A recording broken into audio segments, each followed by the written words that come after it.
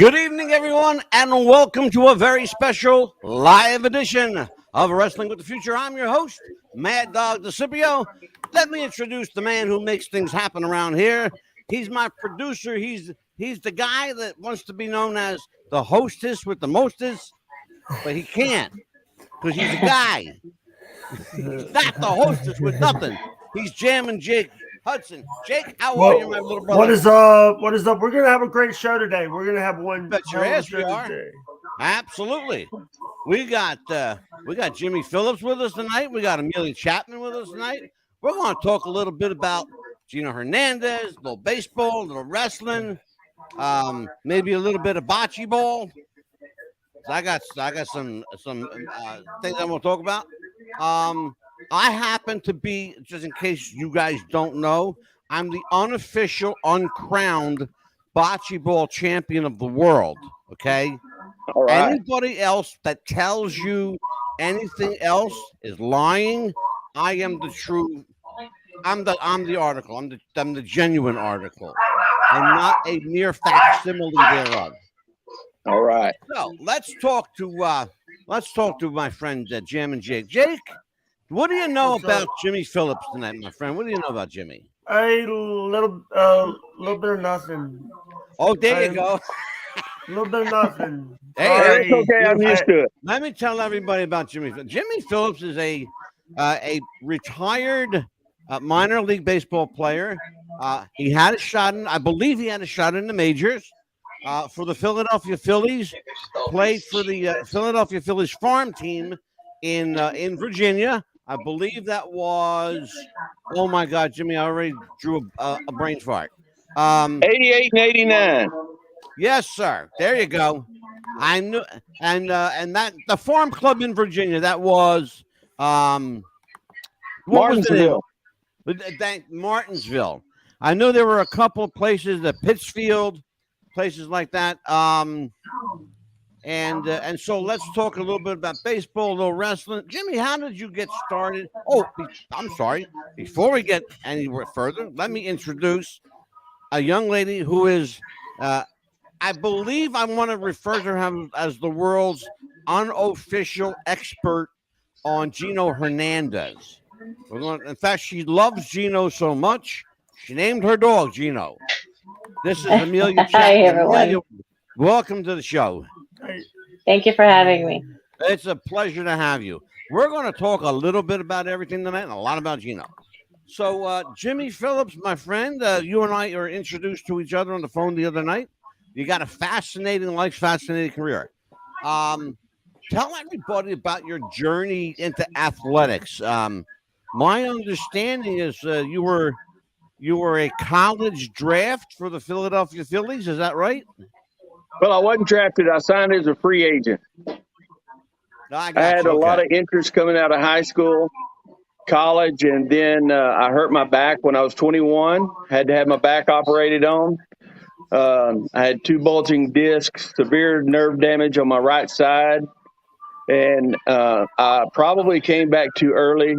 But like I was telling you the other night, that window for a chance, an opportunity, was getting smaller and smaller. So I just worked my butt off to come back, and I transferred from the University of Arkansas to Dallas Baptist University. Had a really good year, made all conference, all world in the World Series. And I was lucky enough that somebody took a chance on me, and it was the Phillies. And I don't have any regrets. Beautiful, brother. I hit the ball real good. You know, my thing was I had a good line drive swing. If you made a mistake on me, I could hit it out of the park. After I got hurt, if you made the same mistake, it was just a base hit. So somebody told me that the Jimmy Phillips had a hell of an arm too. Well, I grew up pitching a lot, and I wasn't a bad pitcher. I did pretty good. Yeah. But you know, I just loved hitting so much that you know, my dad, he was a coach and just the greatest influence anybody could ever have, you know, as a dad. And you know, he really didn't have to push me because I love baseball so much. Yeah. But I was lucky that he played, and he taught me a lot of stuff. And I was a big kid, and so you know, I was a good baseball player. Fabulous. I got a question now. I heard a lot about your baseball career. You're a guy that you worked your way through the farm league. You worked your way into to various clubs. My understanding is even a farm club of the Chicago Cubs. Tell me a little bit. How did you end up playing for the farm league of the Chicago Cubs? No, I never played for Chicago. Oh, that must so have been somebody else. Wrong. Yeah, I never played for Chicago Cubs. Green room. We got a guest in the green room. Oh, we got a guest. Karen Phillips. Who is Karen Phillips? That is my wife. Oh, well, hello, Karen Phillips. Hey. How are you, young lady? I'm good. How are you?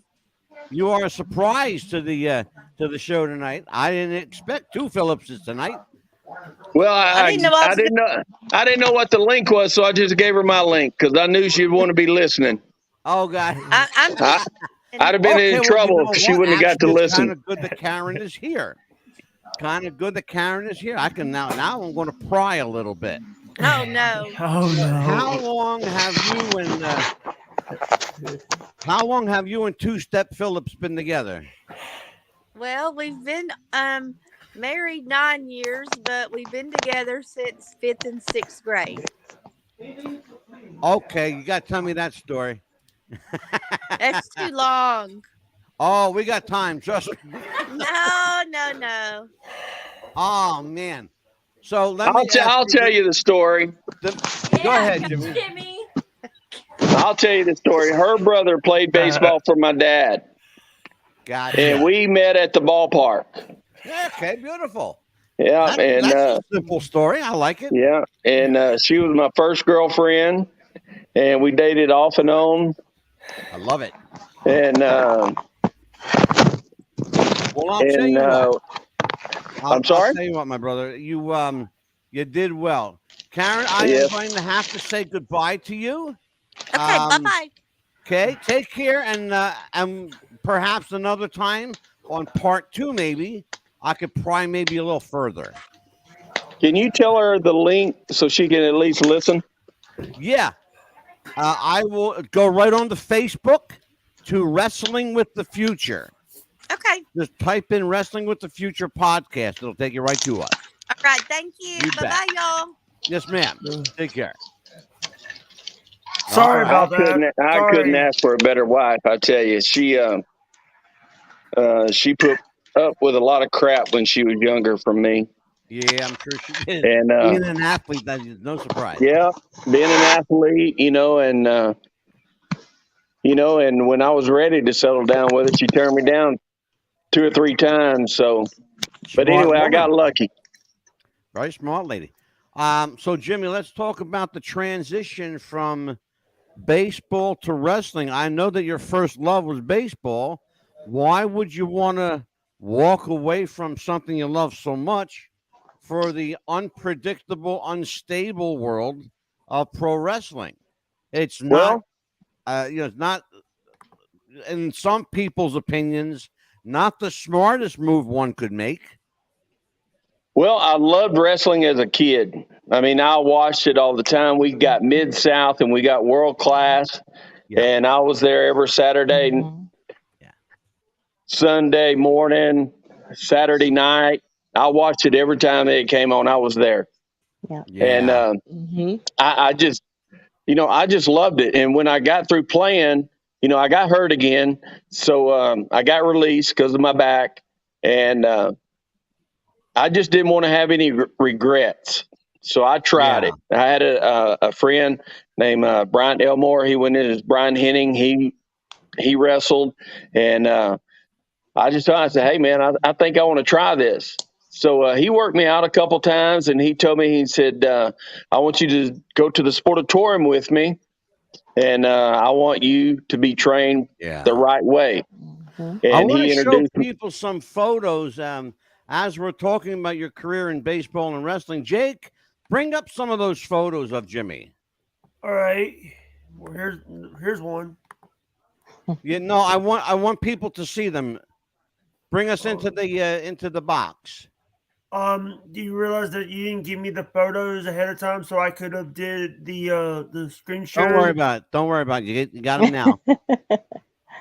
I was having some technical difficulties, so I'm back now. So sorry about that. That's quite all right. I think that is, I can just see part of it, but I think that's in Global at the Sportatorium on TV against Chaz Taylor. It is indeed. He was a super nice guy as well. And it is indeed, we had a good program going, and I wish it could have went a little bit further, but you know, sometimes politics gets involved. Yeah. And that's when later on, that is Dr. X. And tell me about the Dr. X character. I heard a couple stories about how this character came to be. Well, for me, the Dr. X that I got intrigued about was a Mexican luchador. He was a college graduate, super nice guy. Wasn't real big, but a very, very good worker, and everybody liked him. One night coming out of the arena, he went to a party. Yeah. And, you know, it was just an innocent party. You know, it wasn't, you know. Well, he saw a female getting beat up. He broke up the fight, and the guy walked up behind him and shot him in the head. Oh, my God. Oh, geez. There's a story. Holy shit. Yeah. And so just kind of his story and the person he was just kind of intrigued me. And so I just kind of wanted to carry that on. And plus, I was getting a little bit older. Yeah. You know, I didn't have the long hair anymore. And I kind of just felt like, you know, hey, if I cut my hair too short, people are going to think I'm too old and yada, yada, yada. Yeah. And which really is not the case, but that's the perception that goes through your mind. Sure. And so, and plus it was just a good fitting right then. And so it's kind of just a tribute to him. Terrific. So let's talk a little bit about, I know you worked for WCW. I know you worked for some of the larger indies around the country, but you did eventually make your way to WCW. How did that transition occur, and where did you come from to get to WCW? Well, that I never worked for them. I never had an ambition. Well, that's interesting because that's in your bio as well. See, I don't know where people get some of this stuff because. Well, that's why we're here to straighten out the. You know, a lot of people bullshit. You know, for some reason, there's a lot of people, guys that are in the business, out of the business. They tell you a bunch of bull crap, and I just don't see the point in it. Brother, we hear it every week. Yeah, you know, and somebody asked me how it was working in Puerto Rico, and I said, I don't know. I never went. I'd like to have gone. Right. My thing is, I wanted to go to Japan because Japan was the toughest and the roughest at the time. Yes, sir. And, you know, when you get as an athlete, you just kind of want to see where you stand with people. Sure. And it wasn't about beating anybody up. It wasn't, you know, it's we know what's going to happen, but it's still competition. And I'm still competitive to this day. You know, I coach high school baseball and, you know, and I coach and I teach these kids to win every day. But I got lucky. We were on a house show, a global house show. Somebody did not show up. Mm-hmm. And the promoter, Gray Pearson, wanted me to take this guy's place that didn't show up. Yeah. And so I was a baby face that night, and the heel, he starts dancing. Well, I could dance. So I started dancing. And I know. And the crowd kind of got on my side, you know, and real quick. And he liked that. And so he kind of put me in a heel character. And I just I just flew with it. Knew you were I'm a lot better heel than I am babyface. I knew that you were a bit of a dancer. That's why I don't know if you caught that with your wife was here. I called you two-step Phillips. Yeah. They tell me that Jimmy Phillips could cut a rug pretty well. Oh, it wasn't too bad. And pretty good at the Cotton Eye Joe, as a matter of fact. No, I couldn't do that. One of the things you mentioned that you were a fan of wrestling as a kid. Your favorite wrestler was a guy named Gino Hernandez. Oh man, he was the best. I have a young lady here. Oh, yeah. This woman is she's a veritable encyclopedia on Gino. It's been a long time. Yeah. So I can remember the first time. I can remember the first time I saw Gino on TV, and it wasn't even world class then. He was just coming in. He was young, and one reason why I liked him, his hair wasn't too long. No.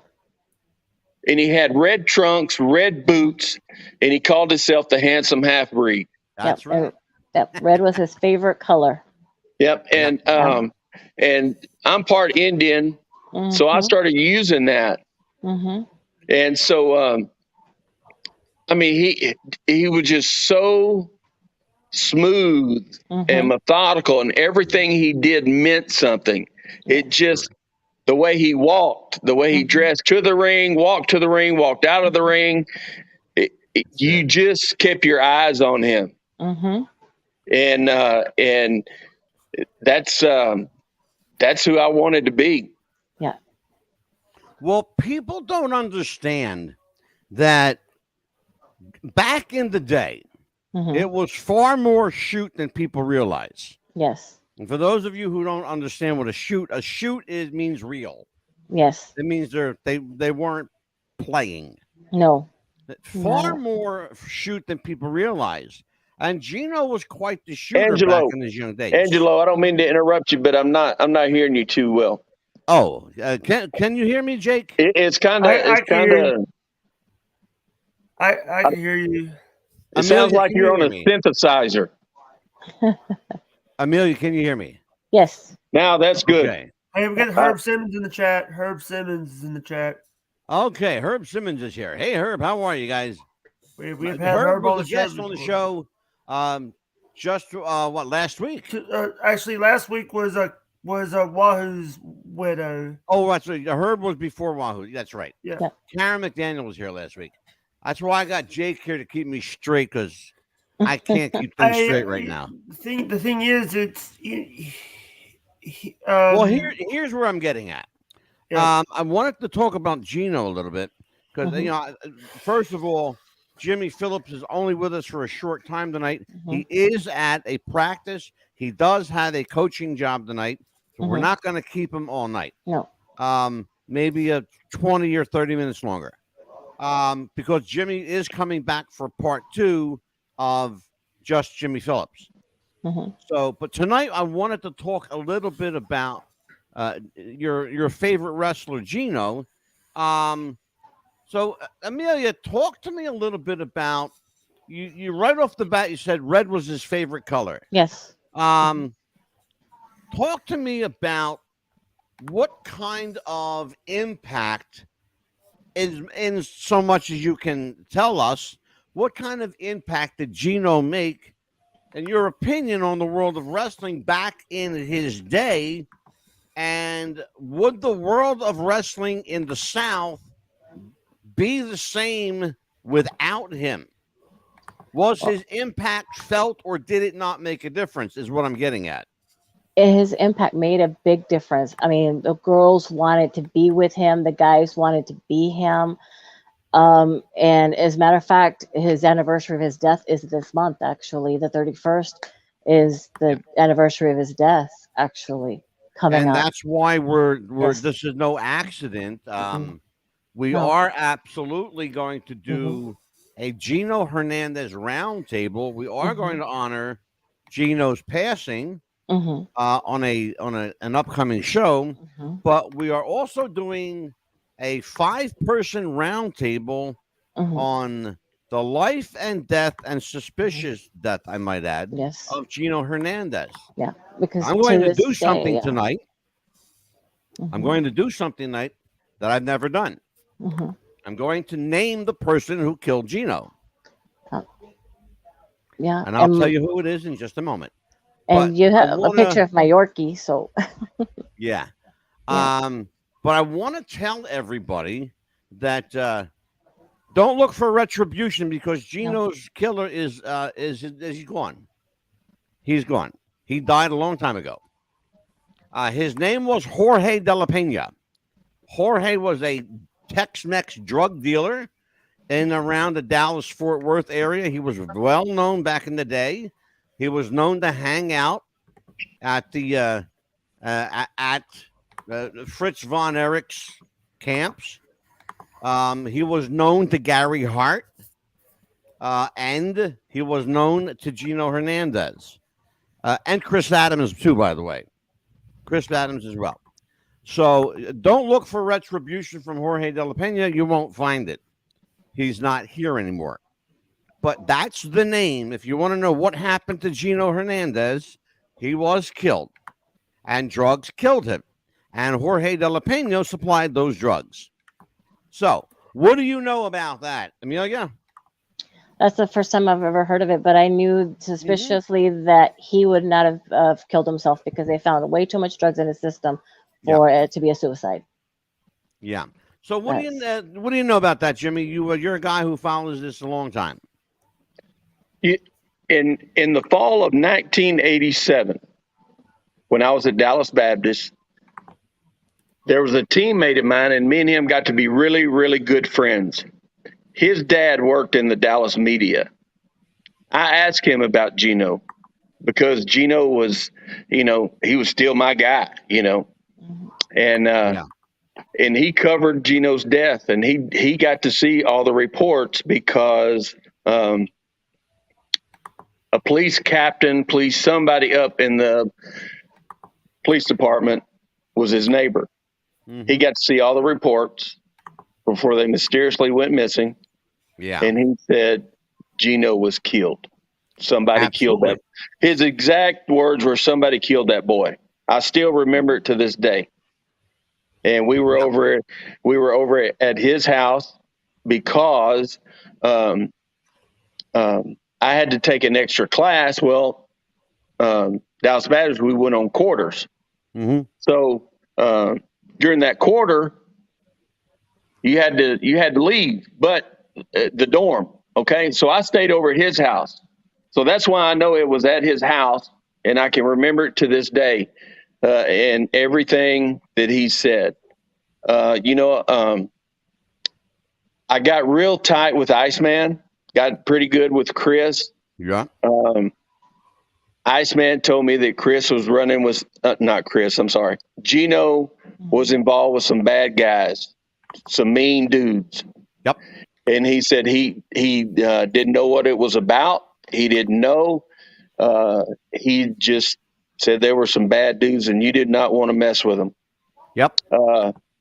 Chris never talked about that. He talked about the good about Gino. He never said a bad word about him. Yeah. Some people think that they had a falling out. Chris never mentioned it. Chris even told me that they were fixing to have the hottest angle on the planet. Yep. And it was fixing to blow up. And well, that was the intention. That was the plan. Mm-hmm. Unfortunately, it was never seen to fruition because he was killed. Mm-hmm. Yes. That was part of the problem. You've heard, I think by now everybody knows that he didn't commit suicide. Exactly. Everybody knows by this point it wasn't an accident. No. It wasn't some surreptitious, oops, I forgot to take my medicine. It wasn't that. Mm-hmm. Somebody went out to purposely, deliberately hurt this kid.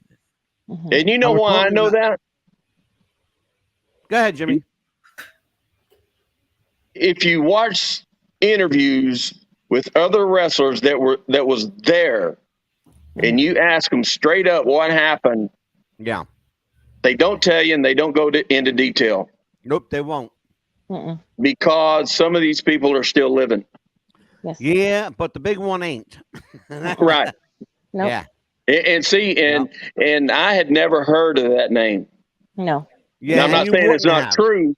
I'm not saying it's not true. It's just, you know, Oh, you because can there's a check lot it of out. people. It's out there. You can check it Yeah. out. Yeah. Here's Yeah. the thing: there are people among the wrestling community. I'll mention the name Jeannie Clark. Jeannie Clark was privileged to a lot of what was going on. The problem with Jeannie Clark, and I'm going to say it publicly, I don't know the woman, but I can tell you she does have a serious credibility problem because her story changes with every interview she does. Now, Amelia, I think you know that to be the case. She has a book that she did write. I don't know if you know about her book that she wrote. I Through don't the care about her Shattered book. Glass. Yeah, I don't care about her book. I care about what she says in interviews because the book isn't going to change, but every interview she does change. That's the problem. Yeah, I've heard a couple of different stories. So what have you heard? Talk to me. One of them where she's home and then she sees the car parked differently.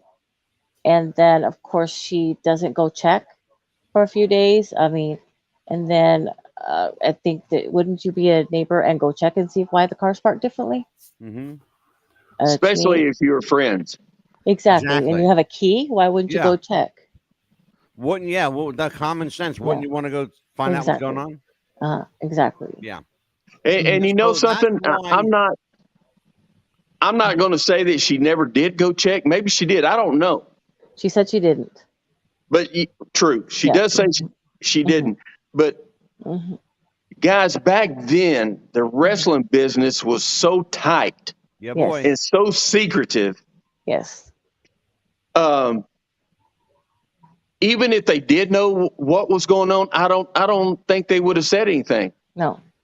Yeah. And the reason is because Gino was a top star. Yes, he was. You couldn't get any hotter than he was at that time. Yeah. When he threw that ink in Chris's face, that just put him over the top. That was wrestling gold, brother. Yeah. So if, let's say it's me and I really care about Gino and we became good friends and I get involved in his business trying to help, whatever. Well, one or two things. And probably the main thing, guess what? I'm not going to have a job. Exactly. Yeah, exactly. I'm going to get fired. Yes. Absolutely. And, you know, and if he was messing with bad dudes, then guess what? Might have been a story about me.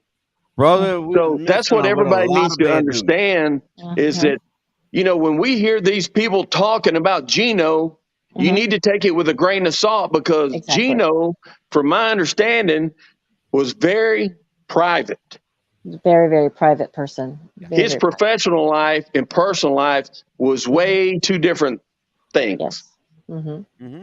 And, you know, I just wish people could, you know, just because you meet somebody and you say hi, that doesn't mean you're buddies with them.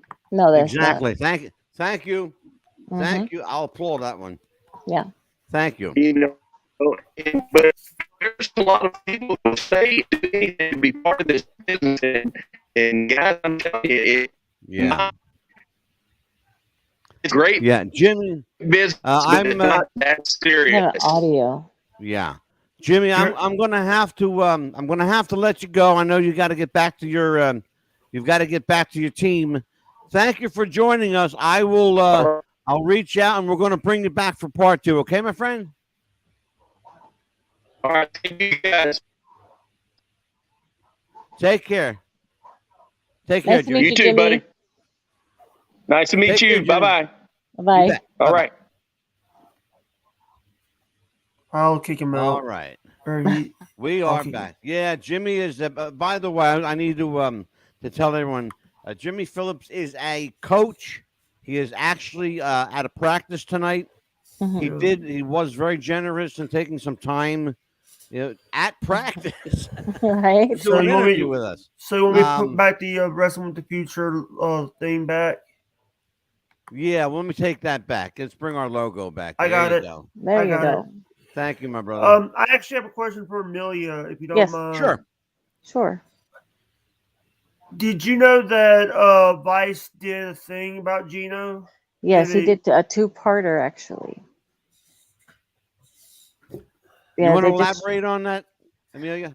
the first one did more of like his career. The second one did a little bit more in depth of the first one and got more detailed of what they found and got more detailed and more questions. And they tried to ask more of Jake the Snake Roberts, which I could tell he was hiding a little bit more. And you could really tell. And they asked more questions. And I think a lot of people really knew more. And and they really, really were scared of what to talk about. And we're talking more about his mother. Address something that a recent Facebook group tried to address. First of all, understand something. Mm-hmm. If you're under the age of 50, yes, there's a very good chance you know little to nothing about Gino Hernandez. Yes. Mm-hmm. Okay, which is my Facebook group. So, yes, mm-hmm. These 20 and 30-year-old kids who are telling other people, older people, that they don't know what they're talking about, Yes. need to understand. Well, yeah, we do. Many of us were there. Many of us knew the big players. I knew some of the key players involved. Mm-hmm. That's why I can mention a name like Jorge de la Pena. Yes. Because I know he's dead. Mm-hmm. And we know who killed him. Yes. There was other drug dealers. Mm-hmm. Okay. Right. Jimmy Phillips mentioned that Gino got involved with, and I quote, really bad people. Mm-hmm. He did. He got involved with really bad people. Mm-hmm. He was into them for a lot of money. Mm-hmm. A lot of money. Yeah. So, if you want your money, you're going to get it. Absolutely. You're going to coerce people. You're going to force people. Mm-hmm. You're going to have people do what they normally wouldn't do to come up with that money. Mm-hmm. And Gino did that. Mm-hmm. And he still owed a substantial amount of money at his death. Mm-hmm. Unfortunately, you're not going to convince a lot of people of that fact. Yes. Okay? Because they want to believe the narrative that it was a mystery. It wasn't a mystery, folks. Gino got involved with bad people. They killed him because he got involved with bad people. It's pretty cut and dry. There's nothing mysterious about it. Gino was a drug user. We know that. He liked his coke. He was a cokehead if he wasn't anything. But he was not a guy who shot up. No. He wasn't a heroin addict. He didn't do methamphetamines. He liked cocaine. Okay? And in fact, if you want to go out there and search it, you can find it. There are pictures of Gino Hernandez with his dollar bill to the coke, if you want to find it. Real pictures, not photoshops. Okay? Go look for them. They're out there. Yep.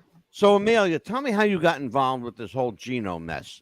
And by the way, why are these groups so damn divisive? Well, I remember I was 4 years old. My dad loved wrestling. So I remember he was taking me to wrestling since I was 4 years old. It was Southwest Championship Wrestling, would come to Odessa, Texas every other Tuesday. And ever since I could remember, I was going. And then all of a sudden I was 8, 9 years old and I saw this gorgeous guy named Gino Hernandez. I was like, oh my God, he's so cute. My dad's like, he's a bad guy. And I was like, I don't care. He's so cute, Daddy. Look. He would come out with, Tully Blanchard. I'm like, ooh, Tully. I don't like Tully. I like Gino. So it was like, boo, Tully, yay, Gino, Nobody all the time. Tully. Nobody did. I still to this day. I still don't like Tully. And he's like, oh, it's his birthday. I don't care. I like Gino. Like, and they were like giving the baby bottles, like, dude, Gino. I was like, yo, throw those bottles away. Leave my Gino alone, So ever since then, I would go just to see Gino Hernandez. He was so cute all the time. And then all of a sudden he left, and I was like, but why? I later on figured out that's probably because Tully's dad was jealous that Gino Hernandez was getting all the looks, all the credit, and he was going to be more popular than his son. So. Yeah. And then all of a sudden he went to Dallas, and of course we couldn't get Dallas stations. So I said, well, one of these days I'll figure out why, I'll see one of his matches. And then all of a sudden we started seeing that. And then he came out with baby doll, and I was like, oh my god, he's still so gorgeous, you know. My friend Nicola Roberts. I love her. She's a sweetheart, and she's been on the show 3 times with us here. Yeah, I love her. She's a sweetheart, and a real nice lady, real nice lady. Oh yes, very sweetheart, and I thought, you know what, she is so sweet and so cute, like for him. And it's like, yeah, you go get him, girl. The way she would defend him, and you remember the name they used to call her back in the day? Baby doll. Nope. No. Long before that. I just know her by Baby doll. Baby doll. She was introduced with Gino as Andrea the Giant. Really? I just knew her by Baby doll, but that was she's a very tall lady. Oh, okay. Because see, I just knew her by Baby doll when I first started watching it. She's really tall. And so I thought, oh my God, look at him. He's still cute, you know? And then I would watch, there was a station that would, after I guess he passed away, there was a station that would started letting us see back matches from back in the day. Yeah. From him versus the Von Erichs and things like that. But I remember I was 12 years old when I was in high school getting ready to go from lunch to back inside at our Crockett Junior High School. And I remember that day and I was like, okay, something's weird. Something's going on. I feel something weird. And they were like, and something said, you know, it's okay. It's going to be okay. And I'm like, why do I have that feeling? And I was like, why do I have that feeling? And I went home and they said, urgent, we're sorry to tell you, but Gino Hernandez was found dead. And I was like, what, wait, what? And I just started crying like crazy. Like my first crush just died. Oh my God, you know. And I know a lot of girls felt that. That's funny. I'm sorry, but that's 12. funny. Yeah, it is. But that was my first crush. Really? My first crush, yes. So what did you make of it when Gino and Tully got together and formed this diabolical twosome? I remember when they were going for the belts, for the tag team belts, and all of a sudden I was like, why is Tully getting in the middle of the rope? Why is Tully getting in the middle of the rope? Gino's going to hit him, and Gino's going to hit him, and then he would do it. And I was like, you know, he's doing it for a reason. He's doing it on purpose. And all of a sudden, you know, after that, Gino left, and I was like, I bet you his dad's making him do that so they could get into a fight. Yeah. And I remember that one time that Gino was coming back for one time, and he was supposed to, I think he was wrestling Scott Casey for the championship belt. That's when and he sure was. Yeah. Cowboy Scott Casey. Yes, Cowboy. And he came back, and I had like second row seats. I was ready to see Gino. I couldn't believe it. I was so excited. But he didn't come because one of his daughters was sick. So he decided to stay home to be with his daughters because she was real sick. So I thought, you know what? That is a wonderful family man. And I was like, oh my God, he's a dad. I didn't know he was a dad. There are some conflicting reports as to whether, in fact, he was a good family man. Well, I know he has 2 daughters. There was rumors around saying that he had a son, but I don't know about that. But I do know he had 2 daughters, and there are pictures out there, as you say, you can look it up, that he did have 2 daughters. It's on Instagram. And I'm not questioning that. I'm questioning the notion that some people regard that Gino was not a good family man. Some people say that he wasn't allowed to see his children. Some people say that he was allowed. So we would never know that story until we talk to his, family about that. Yeah. Well, let me ask you a question then. In that regard, what do you think? What your educated opinion? What does it tell you? I would say he would be a good family man. I think he was a good father. Some people say he ran around at every chance he got, that he was a louse, that he was more interested in getting laid and paid than being a papa. Oh, we'll never really know. What do you make of that? Jake, what do you think of that, Jake? The thing is, here's the thing. It's like, there's 3 sides of every story. It's his side, her side, and the truth. Yeah. You don't 3 sides of the story, exactly. Yeah, because on the Dark Side of the Ring, his ex-wife said that he was a great father. So, so interesting. The thing is, this is the reason why I don't like these dirt sites, these wrestling dirt sites. because wrestling dirt sites they come in they don't know what they're talking about. They are just reading off of cue cards, and they're these people that don't know. They're looking at old. Yeah. Giggle Pickle says he was no worse than Ric Flair. Well, I mean, that's saying a mouthful, though. Oh. What do you make of that, Jake? I think, Ric Flair's worst.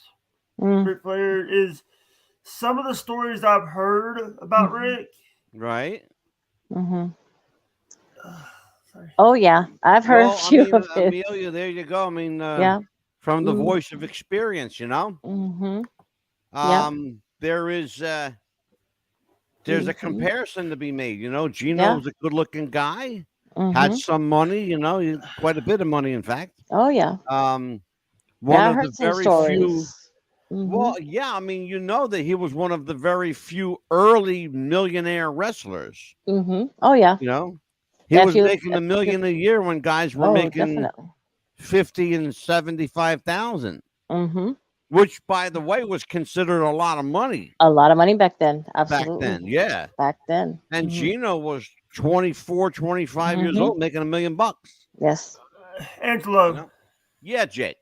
We talked last week on the Wahoo episode. We talked about how Wahoo said he would rather go wrestling than play baseball. Football. Yeah. Yeah, I mean that there's money to be made in wrestling. He was making more money. Wahoo was making more money in wrestling than he was making playing football. Amelia, how did you find out that Gino died? It was off of a radio station. They had they have like a noon time or newscast in in the middle of songs or something. They do like I guess it was 30 minutes in between or something like that. Okay. They announced it back in Texas. They have a. And so what were your initial immediate thoughts on that? I thought they were just kidding. And I'm like, they got to be kidding. And then I called the radio station. I said, are you kidding me? Because I had direct lines that you can call to request songs back then. And it's like, no, it's the truth. I was like, no. And I was like, oh. And then my mom's like, you got to go get your dad. I was like, I don't want to go nowhere, And my mom's like, yeah, we got to go. And I was like, I cannot believe this. And then later on, how they have the Paul Harvey kind of things. And, oh, God. Yeah, sure. Before that, they announced the news again, and they announced that it was world news because of the way they found him. Sure was. Yeah. And I was like, oh, my gosh. And then, of course, that we were able to see World Class Championship Wrestling. They finally let us, we got that channel. Yeah. And that's when they announced it that, they did a tribute that he passed away. And they did announce it that night on the news. A lot of people at the time, that they thought it was just another wrestling angle. Yeah, they did. Because wrestling is it's a big work and you can't take it serious and they're just playing around. But no, it was a real deal. It was a news breaking story at the time. That was a major headlines. Major headlines. Murder was mentioned almost immediately. Police said that he was killed. Somebody killed this kid. Oh, definitely. Absolutely. Jake, what do you know about that? When did you find out Gino Hernandez? Actually, here's the thing. That was a little before my time. Oh, that's right. I keep forgetting you're only 20. He's only 28. I keep because he's so smart with wrestling. Sometimes I forget he's just a kid. But a mere pup. My Jake is a mere pup. Pesci says great show tonight. Pesci says great show tonight. Great job. We're gonna have Pesci on the show too, by the way. Yeah. He's a character. Pesci's a character. I love Pesci. I do shows with him all the time, and he's a little character. Yeah, we'll have him on. Thank you, Pesci, for a great show tonight. So let's talk about that a little bit. So there are groups, a lot of groups dedicated to understanding, solving, trying to play, armchair detective here. What happened to Gino? Mm-hmm. You know, the I Love Gino groups, the Gino Forever group, the Yes, Gino and that's my Chris group. group. That's one of That's our your groups. group. Yes. That's why I That's why I mentioned it. mentioned it. Mhm. Thank you. Yeah, Courtney would love that. Say, shout out to Courtney. Hey. So here's the thing then. Mhm. What do you do? I mean, history is what it is. You're not going to Mhm. change it. No, no, we What just want about to these do a people who tribute were to him. clearly, Amelia, clearly too young to have even, people like Jake that were Mhm. too young to be alive at the time, Mhm. you know? Mhm. How do you reconcile the age difference with the so-called knowledge Mhm. or misinformation? In my case, is what I Mhm. refer to it, because none of them are right. No, no, we just have to make them understand and say, look, you weren't around, like you were saying, at that Yeah. time. And I apologize for the one that was arguing with you before. Oh, And, I don't worry about that. Please. and, they just got to understand that, I look at it this way, Amelia. Who has the show? what you do. But it's just, they just have to understand that we were around in that era and we knew what Yeah. was going on. We knew what was real, what was fake, and we knew what was going on. And I understand that that's their hero or what, at that time. But, you want to look up to that person, but you got to understand that, yeah, that's your hero. But you have to Mm-hmm. understand both sides of the coin. There's two sides of the coin. We understand. We saw what was going on. We knew what was going on, even though I might have been 12 at the time. But I understand what's going on. I can hear things and I can see things, and I'm going to believe because I saw that. I heard that. I knew what was going on at the time. Sure. And later on, as I got older, I was like, oh my gosh, I was able to do the research. Yes, that is what was going on because I did see what was going on. Yep, but that's still my hero. I'm not going to argue with adults because I can see for myself that was true. Well, when you do your Yeah. research, Exactly. let's talk about this because that's a Mhm. very interesting thing. And I'm glad you mentioned that. Mhm. When you do your research, Mhm. can you really objectively cipher through information, or are your emotions swayed or skewed in some way? No, I do my research and I still, You no get what matter I'm what. saying? Like, is it Uh-huh. hard for you to be objective? Oh, it's if I do my research, I'm still gonna still, even if I do my research and I find out, okay, well, he's still a bad guy, he did this, it's still not gonna stop me from caring about the person because Right.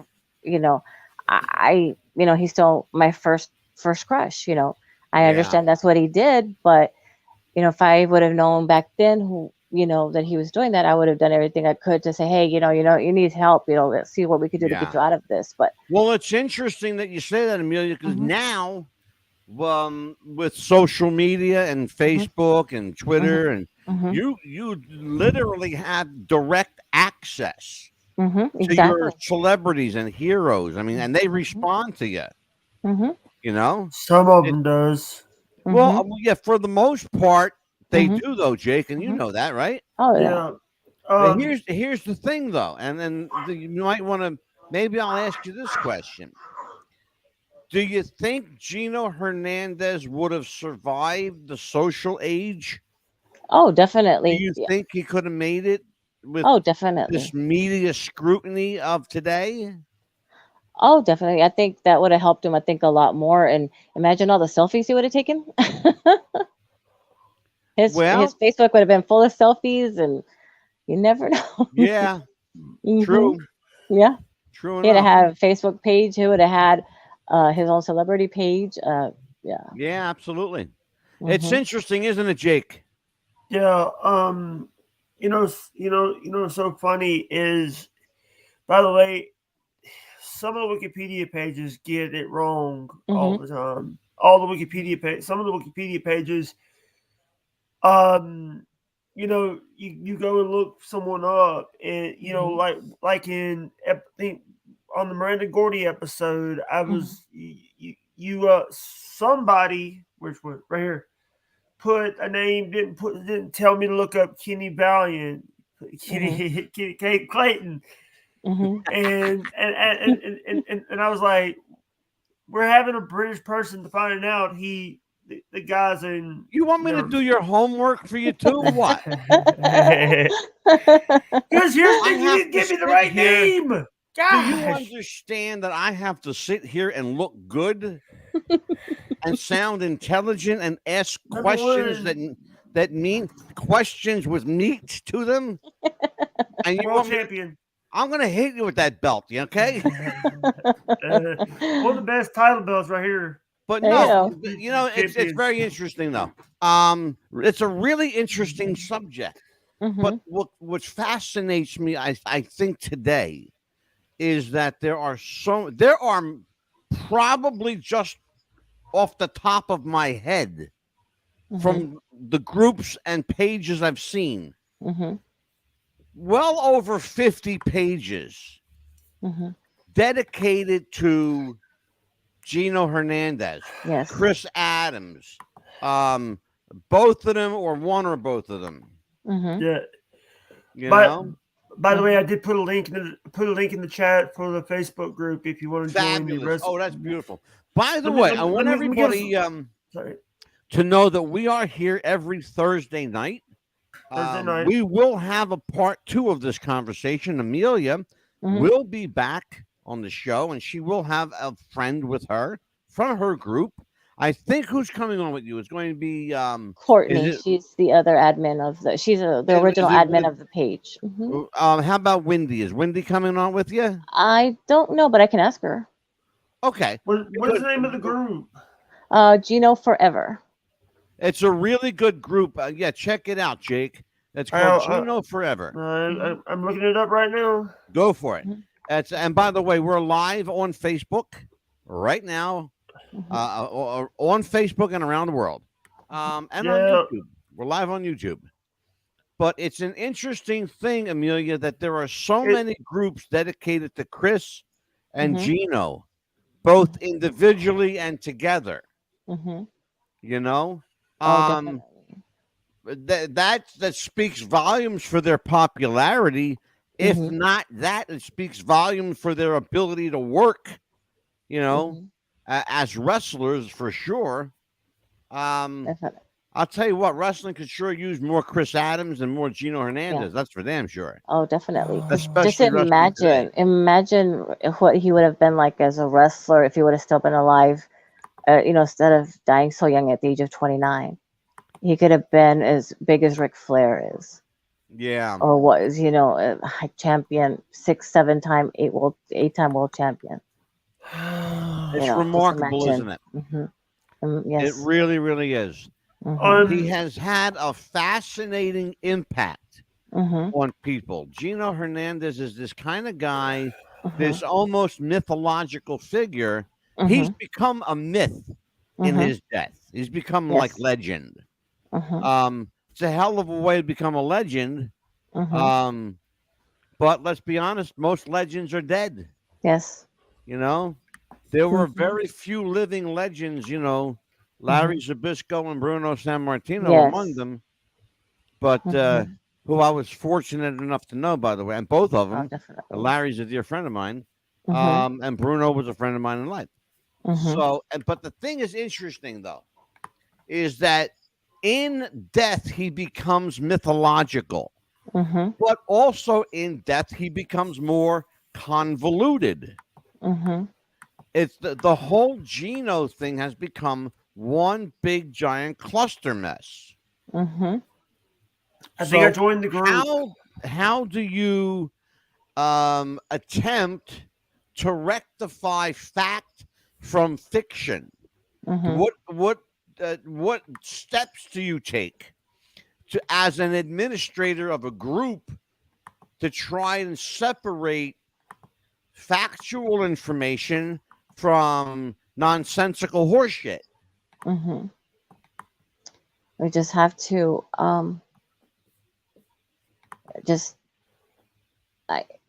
really it's just telling people the truth and say, if you're not gonna understand that that's the truth, then you just have to understand that you weren't there at the time and understand that you weren't there at the time, and you have to understand that us adults were, even though we were younger at the time, but we did understand what was going on, and we still can, tell you, even though we were young, as I was saying before, we were young, but we understand what was going on at the time. Back then, that's what was drugs, and right now it's just so different. It's a different world. Yeah. It sure is. I think I joined the group. Sure is. I think I joined that group. Okay. I think somebody accepts you. There you go, Jake. Fabulous. Yes. It's under my Facebook name is under Ellis John Hudson. Okay. Yeah, I have to have my Jake is a fake name. Ellis John Hudson is the real. I have to have Facebook under my real name. So okay. Sir Pesci says Jake is the retired champion. He cannot return to the ring. I'm not a dude. I'm not a wrestler. Here's the thing. Number one. By the way, they want me to wrestle. They said they want me to wrestle a guy by the name of American Roughneck. You're not wrestling anybody. Just get that out of your head. But here's the thing. It's like anytime that I try to look, let me make it real short and simple for you, okay? I bought you a washer and dryer. Yeah, I'm taking care of you, but I'm not paying your medical bills, okay? Let's just we're gonna stop it at medical bills, okay? I can't afford for you to get beat up because I can't afford to pay a hospital bill right now. Yeah. So, and don't come to Florida because I'm not making your appointments for exactly. By the way, Amelia, what state are you calling us from? I'm actually in Florida. You are in Florida, okay. Yes. So you are on East Coast time. Wonderful. Yes. Wonderful. Yes. Well, Amelia, I am going to ask you to hang by here for just a second. Okay. Jake, I'm going to switch things up here a little bit. What I want to do is tell everybody that the first show of February, on February the 3rd, will be the return, the long-anticipated return of the Refs Roundtable coming February. So, and Jake is looking forward to that. Yeah, because, the thing, are we going to need ref shirts? Well, no, but I have a surprise for people, and that this is why I wanted you to kind of be with me tonight here. Jake Hudson, Jammin' Jake Hudson, Jake the Snake Hudson, is going to be the host of the Refs Roundtable. Yes. Yeah. There you go. I told you were going to get your own show. You just had to be patient, you fucker. Yeah. In other words, yes, he's getting a shirt. Let me tell everybody, you can find you heard that right, live. You can find us on Facebook. We have a public page. It's Wrestling with the Future. We have a private group. Join the private group. You will find information in there and film clips and behind-the-scenes info you will not find on the public page. We also have a dedicated YouTube channel. It's youtube.com/Wrestling with the Future. Join us there.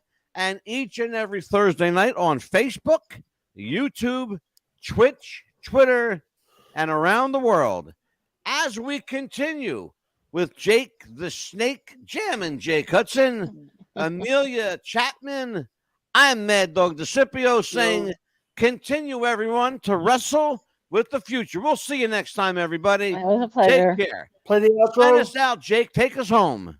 Take us on home. All right, here we go.